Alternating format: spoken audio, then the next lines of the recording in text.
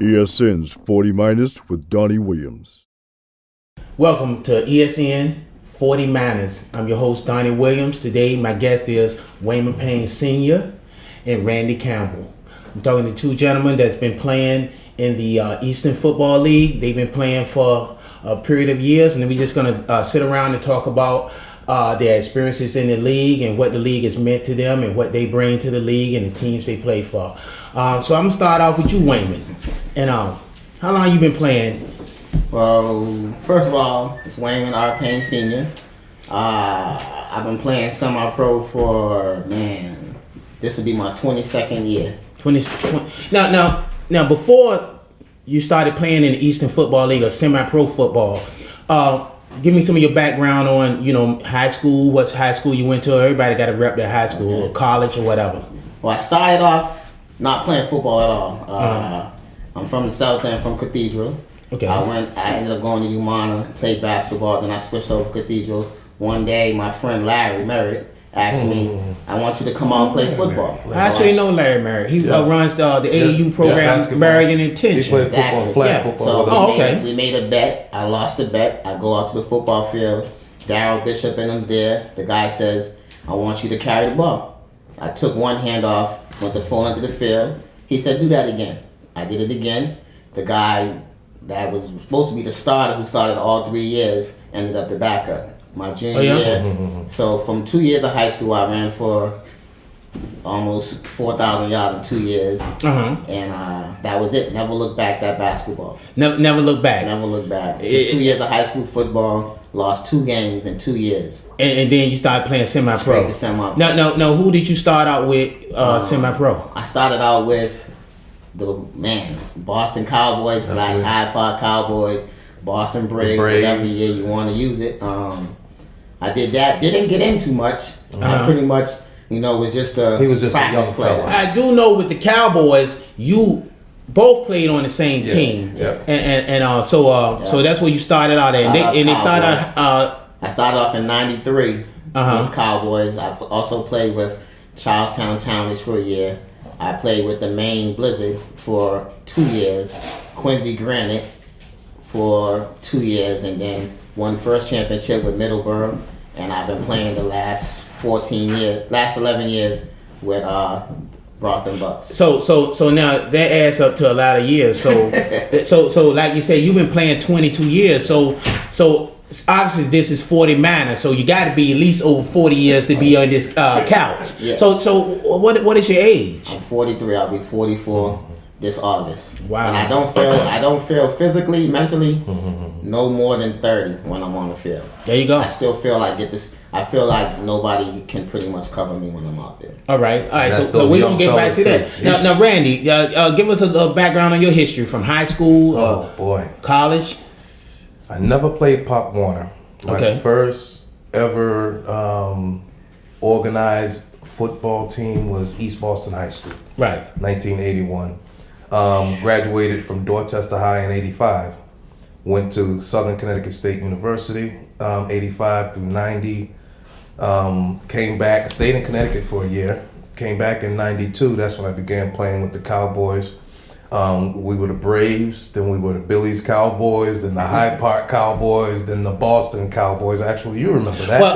You played with us. Well, I didn't even want to, because I didn't want to, I'm saying 40 plus for y'all. I didn't want to tell my age. But I did play with y'all. You played with us. I played with y'all. And you know what? Let me remove this hat right quick. But you know what? You're right. We was on the same team. We was on some great teams with the Cowboys. 97, 98. That's when the league was real fun. Back then, I thought the league was better back when we played. Because we had a amount of NFL players that was playing in the league, and the caliber of player was more disciplined. So that's not. It's Wayman and I was talking earlier, and we were just saying it's just a different breed of guys. Now I'm not saying whether one is bad or one is good, but we were different, and that goes with generations. Let's just say this. Yeah. We worked hard at what we did. Yeah. And we made it look easy. Right.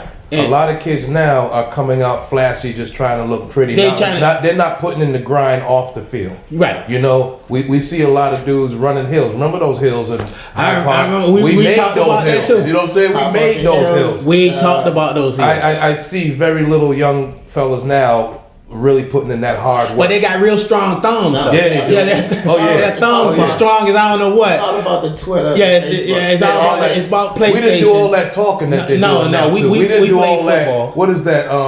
That board, y'all? The message board, and all that yapping. Yapping has never made it happen. You know what I'm saying? Never made a tackle. Never made a touchdown. Hello. And like I said, that 97 Cowboy team and that 98 Cowboy team, although we lost to probably one of the greatest teams ever put together was Marlboro Shamrocks. The Marlboro Shamrocks. They was a great team, and there were some great players playing with them. And even though we gave them a run for their money every year, we go into the Super Bowl. I think one of the things I think is a lot of the younger players that are playing now will jump teams to better than teams. And we can talk about that because, like I said, I do want to talk about the league, and that is one of the things with the league. I mean, like you said, you've been playing with one team for 14 years, but like you said, I played with other teams. But you played with other teams. Right. But now, but there was also reasons why you left teams. You know what I'm saying? Like you didn't just leave a team in search of a ring and I'm gonna play with him. If there were different reasons why you left. You left because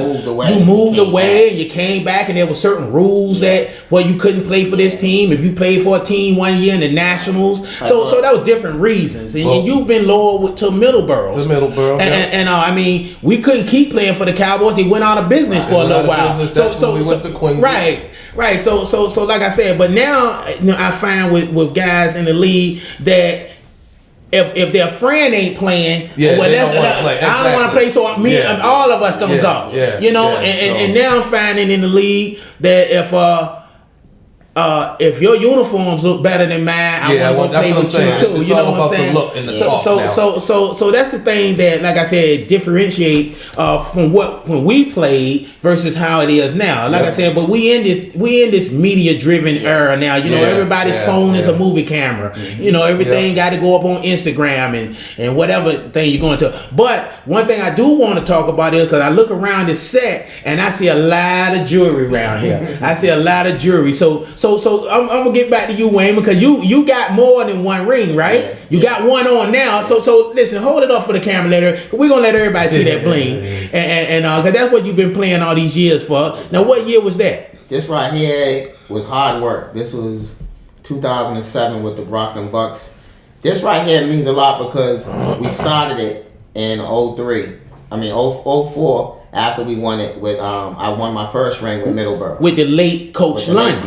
Which was also my high school football coach. Oh, and you know what? I didn't know that. You know, he was the defensive offensive line coach, which was big to go back and play for him. Right. And it means a lot because we went through a lot to get to this. Right. I won my first one in 2003. Me, Diesel, D. Wright, and Bo, we played with the Middleborough Cobras. Right. And, we won. And so that set the bar high for me. Right. I mean, I don't play this game. We were playing for a lot of years before that happened. I don't play for money. I don't play for anyone else. I don't play for the limelight. I play because this is what I love to do. Right. Football is what I eat, sleep, and shit football. Okay. All right. And so you won one with Middleborough. I won with Middleborough in 03. We went, and then we moved over to Brockton next year, and we went to the Super Bowl 3 straight years. And then we won it in 07. In 07. And that's the Brockton ring right there. This is it right here. This means the world. Now listen, up the street, because we out here in Brockton right now, but when you go up the street to Foxborough Stadium, they jumping around and doing the dancing and twerking because they got 4 rings.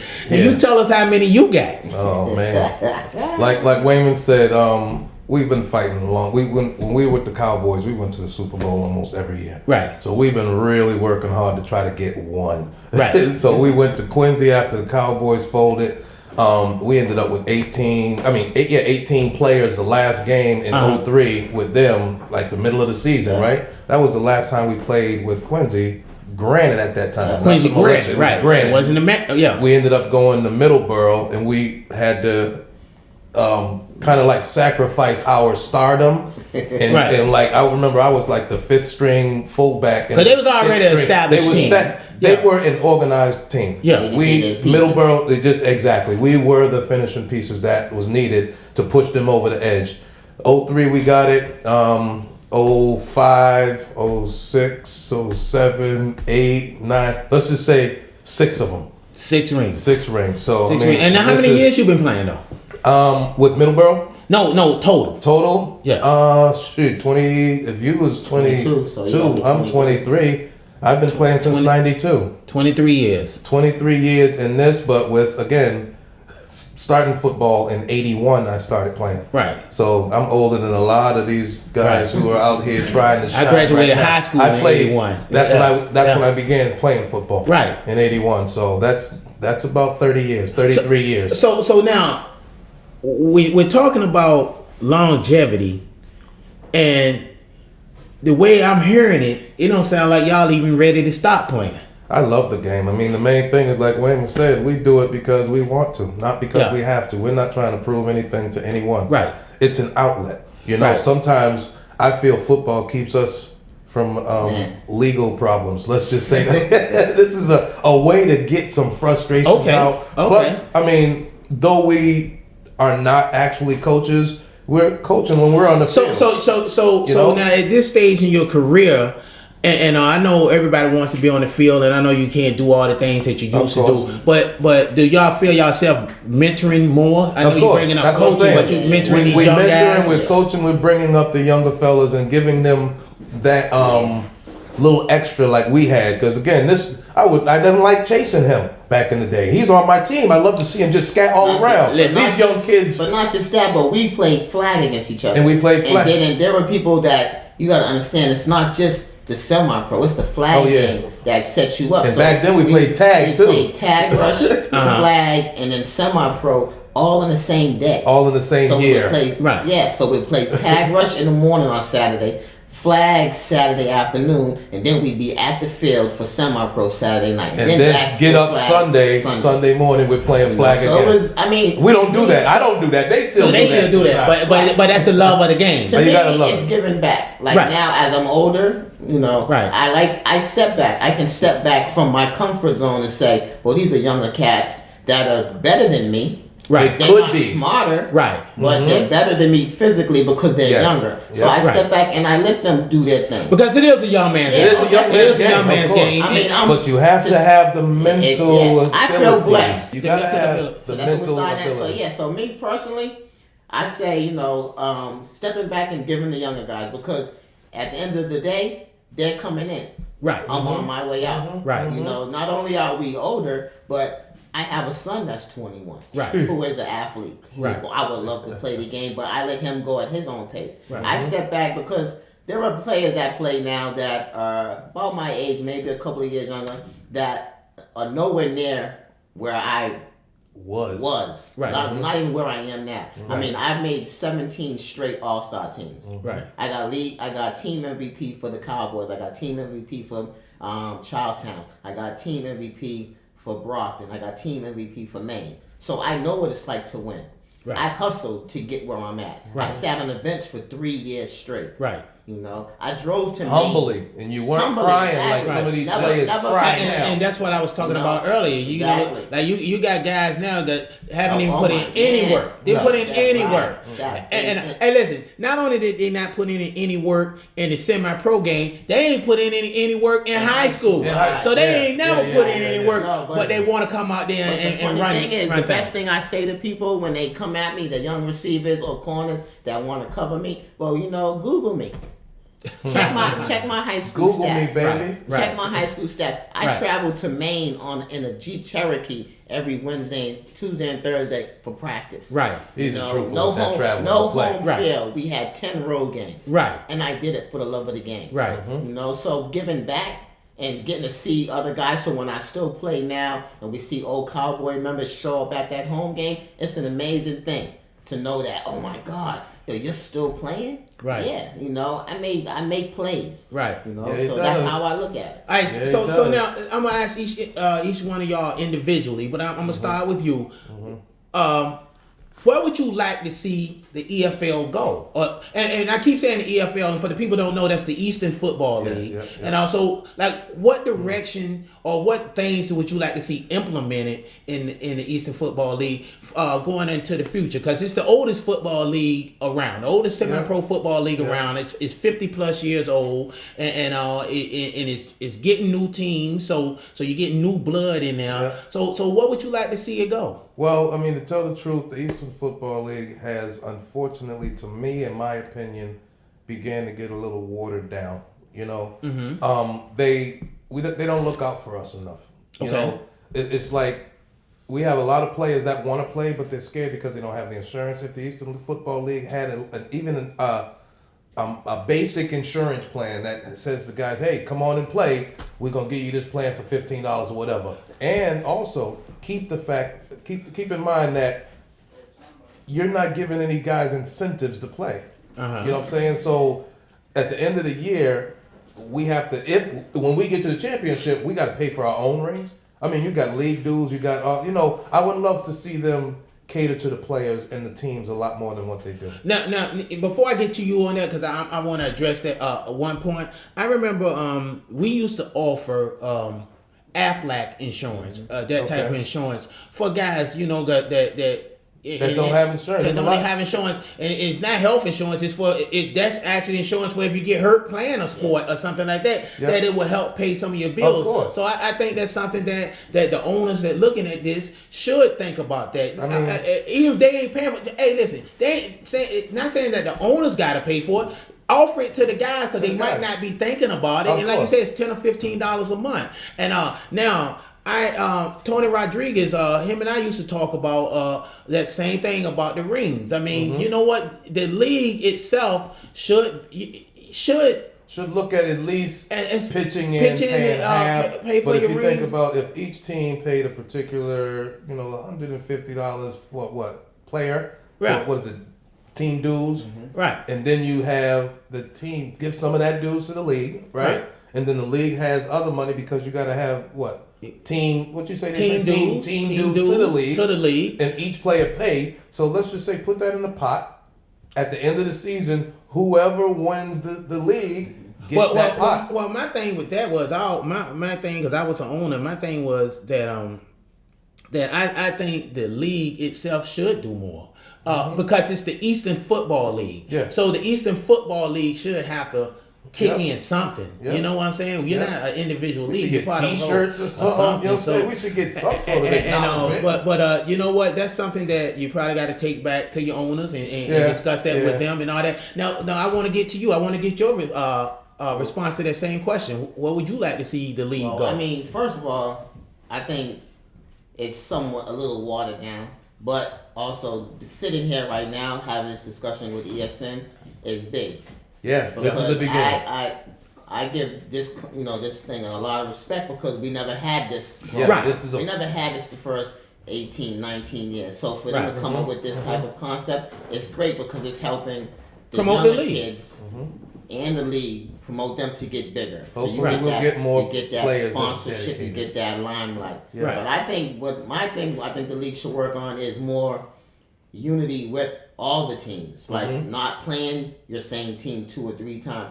Regardless of the fact that it's competitive between 4 or 5 teams. Everyone plays everybody. Right. I think every year should start off with a jamboree game where the top, at least play one half. Everybody come in and one place and play a like half. we did it a couple of years ago in Lawrence where we played a full game. So you played 3 games or 4 games one day. You played 3 or 4 games the other at the same neutral site, so that everyone gets the chance to come on and see each other, and it brings everybody together. But other than that, I mean, the league is growing. It's growing. It has its ups. It has its downs. Right. It depends on who's playing. It starts with your team. How your team promotes itself. Like you have Worcester, you have Middleborough, you have Taunton, you have the Seminoles, and you have Brockton. So they literally set the foundation for how you run your organization. To me personally, nobody runs a better organization than Middleborough. Don't nobody run one better than them down there. It's determination. It's set. They have the bar set to a certain point. So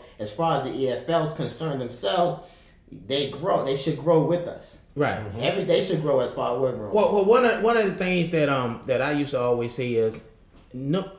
Every league is only as strong as its weakest team, and although we competed on the field, in the boardroom, you're always supposed to come together. Yeah. And a lot of times, I felt that everybody was looking out for each other individually. Right. But when you in that boardroom, you in that meeting room, you're supposed to be in that meeting room to make the league better. Yeah. And so that's one of the things that I think the league can do better at.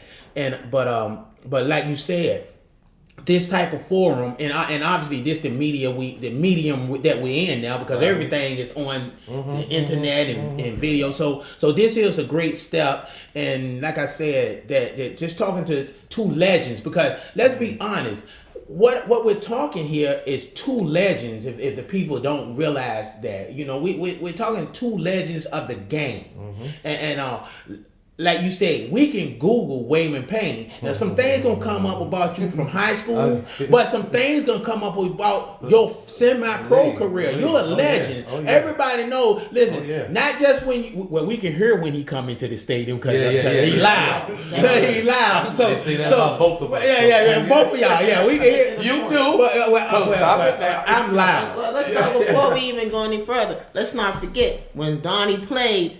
He wore the tassels. He always colored his cleats. But that's but you're the interviewer. Right. Listen, I wanted to bring sexy back to the game, and one year I wore some meat cleats. Yeah. But you know what? Even though I wanted to stand out.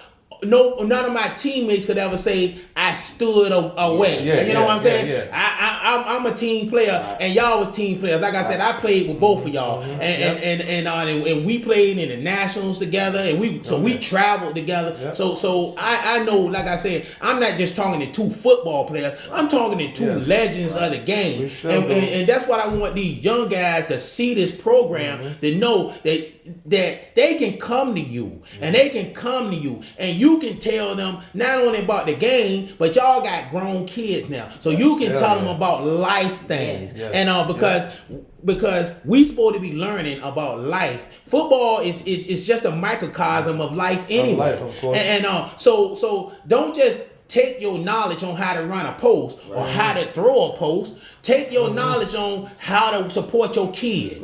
You know what I'm saying? How to pay your bills. That's what I want these guys to get from y'all. We have there's a cat named Aaron. He's on Facebook. He plays semi-pro. He's young. He just posted on his Facebook page how he thanked me and Derek Wright and a couple of us for being instrumental in him growing up. Right. You don't have to know. With me, I'm not just a name on the field. Like, you can go anywhere in the city. It's like, I'm playing football. I got to play against Wayman. And you know what you're going to get. If I play with you, you're going to get 100%. I'm one of the lucky brothers that's played this game for 22 years. Never had a serious injury. Right. Never had to sit out a season for it. I played every year. Right. So for me to say that I played 22 years, sore, dislocated ankle, broke my shoulder playing with you in Charlestown, I've done it. Right. I've sacrificed myself to the game. Right. I put the football before my livelihood at home. And now it's taking the back seat because as I'm getting older, you have to step back. There are young kids out here that the ones that are good are good. All right, so now to stay with your point that you were just talking about, we do make sacrifices, and you're not getting paid for this. You're not getting paid for this. You're not getting paid for this. See, I know, right? So now, how do after 22 years and 23 years, how do you keep coming home and telling your wives and your girlfriends that you gonna play one more year? How do you do it? First, you want me to go. Let me just say this. We need this. Well, I need this as an outlet. You know? And again, we're getting older. I'll be 48 this June. Okay. June 26th, I'll be 48. I feel in like the best shape like now, like when I was 30 years old. Okay. So what I like to do now is 48 is the new 30. Hello. They keep saying that. So anyone that I deal with has to know that football season goes from February to what, November. It doesn't just start in July because I'm training now. Right. You know, from January through, we're gonna be out in the field in another month or two. That's And then the Mother season, Nature then about it, but- and we start at Middleborough, we come in full pads. So we start hitting the first day of practice, and that's in April. So that means April y'all and May. have to start so, working out. yeah, we don't wait to come to practice to begin getting in shape. We come in learning plays, and again, that's that structure. Right. Giving back, the family needs to know you're supporting me. You want to support my football? Come and work out too. So whomever I'm with, they're gonna know. Let's go work out as well. Okay. My kids are grown. Randy is 29. He'll be 30 in June. December. My baby girl just had my grandson. Okay. You know, Congratulations to the baby girl you know, also. so she'll be 27. You know, my youngest is 21. And I work for Boston Public Schools, so I have an extended family that knows what I do. They expect football season me to be dedicated to that. Okay, and what about you? What you do? How do you go home and keep breaking the news? Cause just one more year. Well, with me, it's difficult because I put football for the first 16 years. Football was everything. Right. Semi-pro football was everything. Right. I missed birthday parties, weddings, The kite festival. everything. So you spend a lot of time. Right. You spend a lot of time on the Bacon futon. That's it. all A of lot of that. time on the futon. You spend a lot of time on the But at futon. end of the day, my wife, who I've been with the last 15 years, my ex-wife, they all knew football was my life. Like you said, like it kept me out of trouble. Right. It kept me out of so much trouble that I owed it to that sport. So Right. now as we're getting older and you have the family, you know, my kids are 24, 21. I have 2 adopted children. I have an 18-year-old who's graduating, an 11-year-old, 2 The grandsons. Brady bunch. You got and the a girl Wayman on- bunch. and a granddaughter on the way. So you're now- a grandfather also. Yes, I have 2 grandsons that Wow. are 6 and 1, and a granddaughter that should be due any week now. But Wow. you know, now I step back and I say, okay, I've never been injured. I play until I can't play no more. That's it. And if I That's step what out I on say. that field, I give it 110%.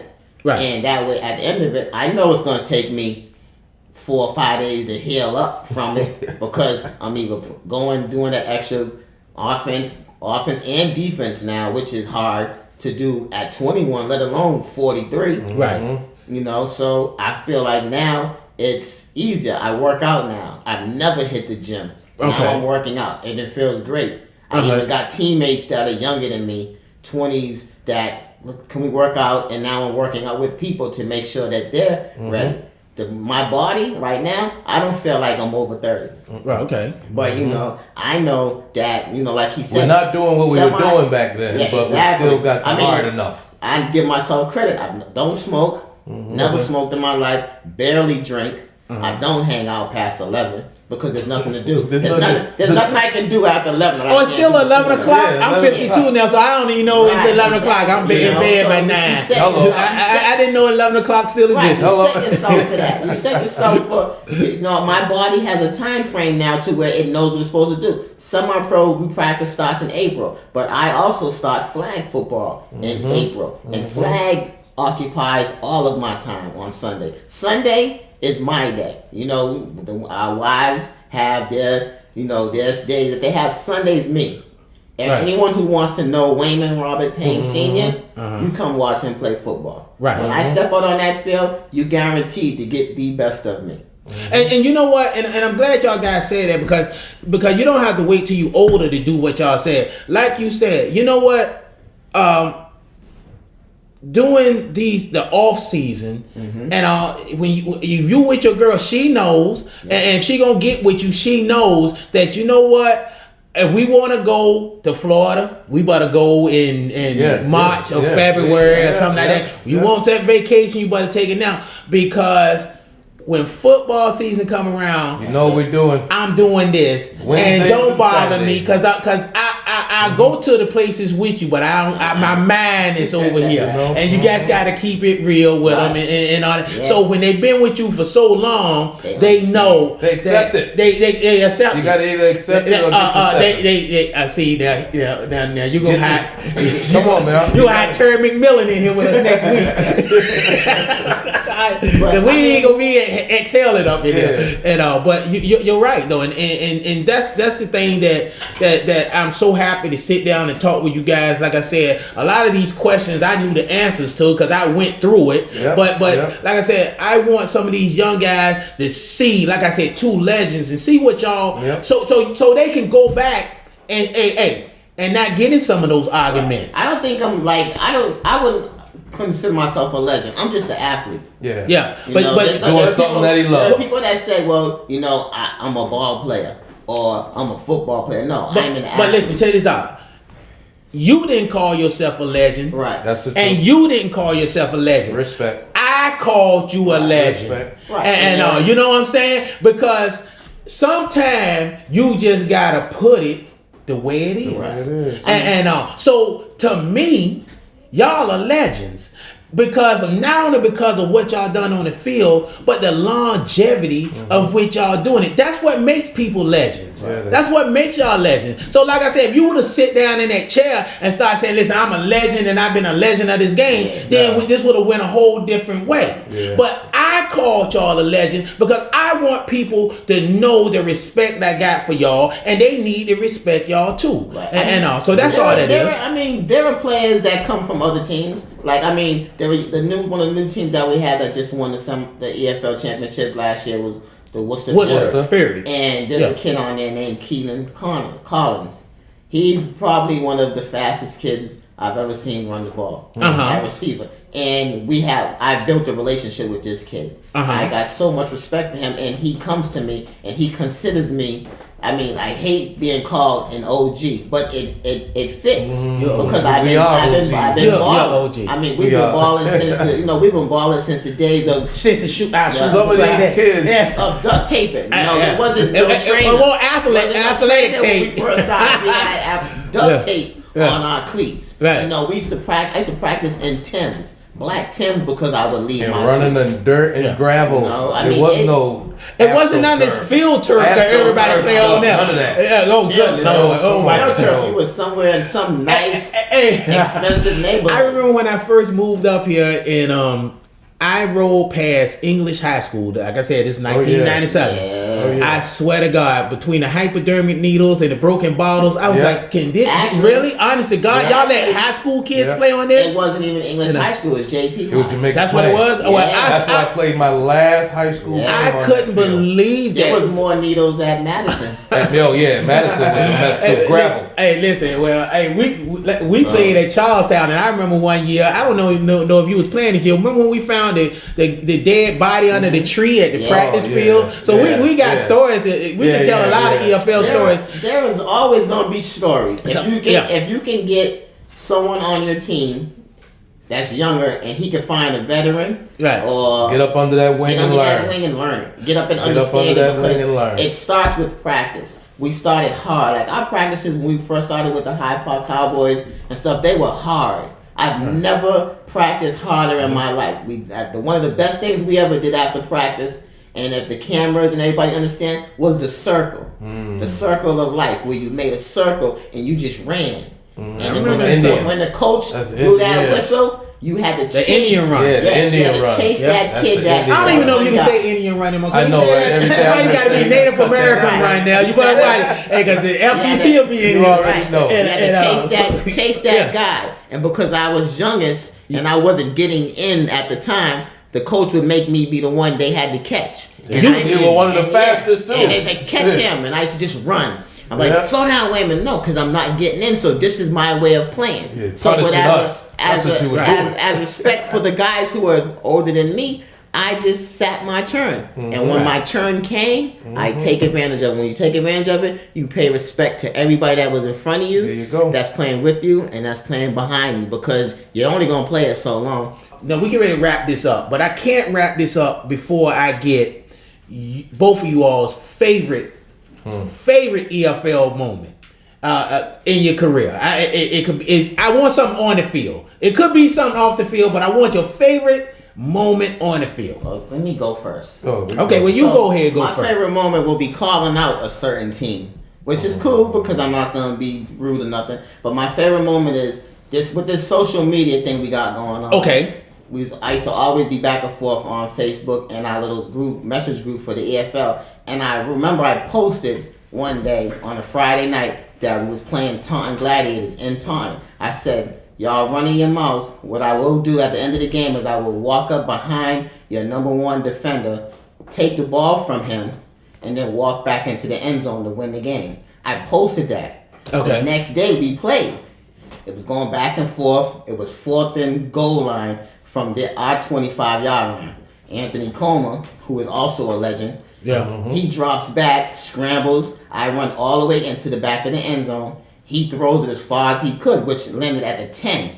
So the guy makes the catch, the safety. He catches it. I walk right up behind him, took the ball out his hand, smacked him on his behind, and walked back into the end zone and put the ball down. That was the best. So that's a Miss Cleo moment.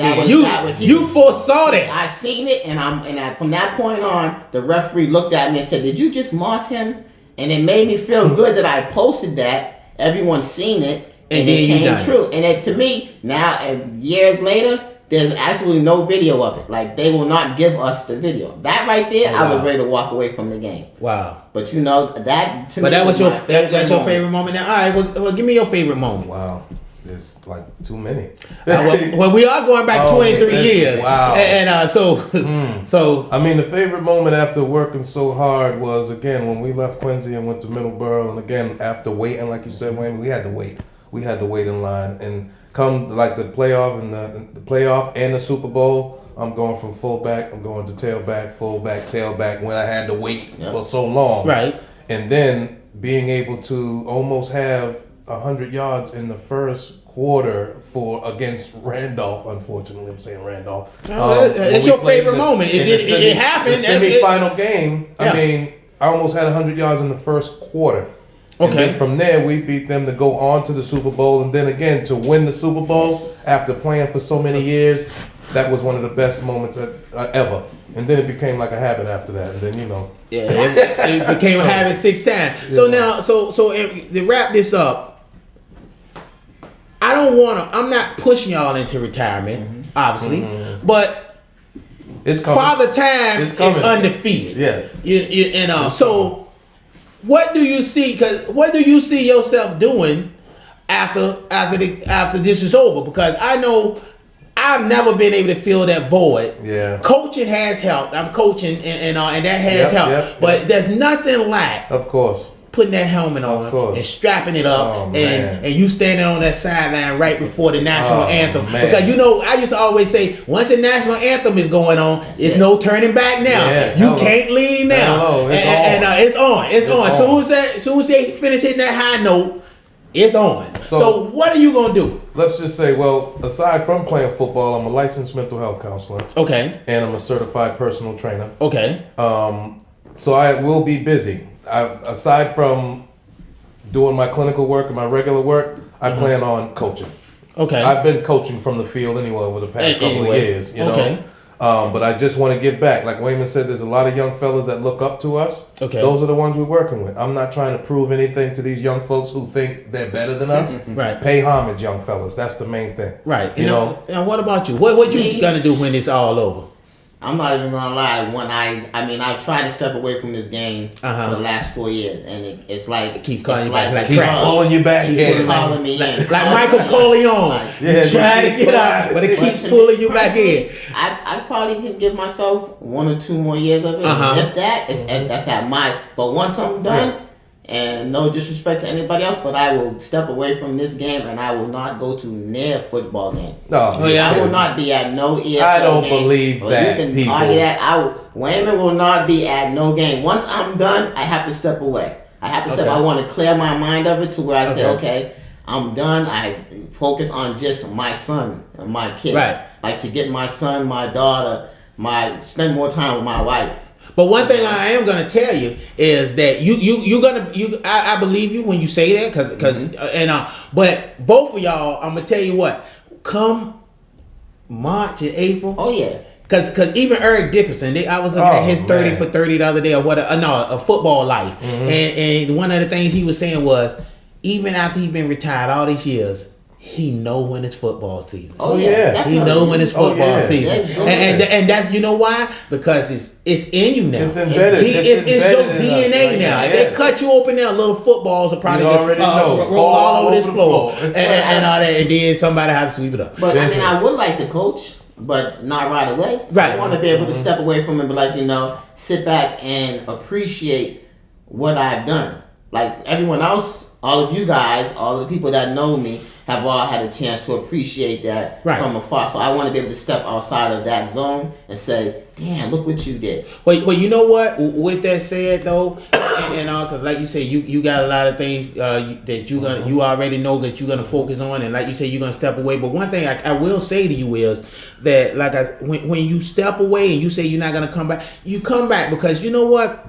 You deserve to be able to come back and people say, that's Wayman Payne Senior, because you got to throw senior. So that's Wayman Payne Senior. So come back and get those congratulations and all that accolades. Those accolades, yeah. Because like I said, but sometimes you do have to step away from the game for a little while and be absent, because sometimes, like they say, like the cliche goes, absence make the heart grow fonder.